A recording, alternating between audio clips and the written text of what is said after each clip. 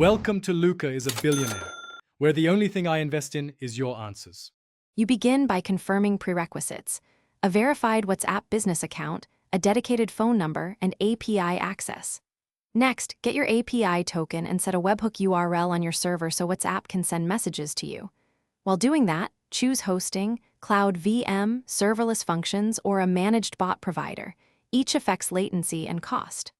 Once done, store secrets securely and log initial webhook tests. This gets you into the first actionable state. Incoming messages are routed to your bot endpoint. You now implement the core logic.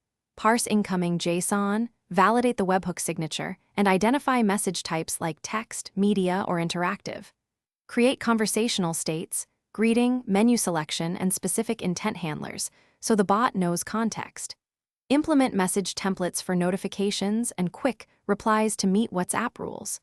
Make sure to handle sessions and retries for delivery failures and log events for debugging. Once the flow is stable, simulate heavy conversational paths to find race conditions and edge cases.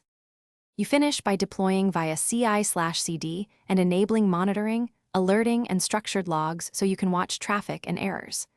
Run end-to-end tests that include interactive templates, media uploads, and session timeouts. Confirm template approvals in the WhatsApp console. Once live, monitor rate limits, message statuses, and delivery receipts to ensure health.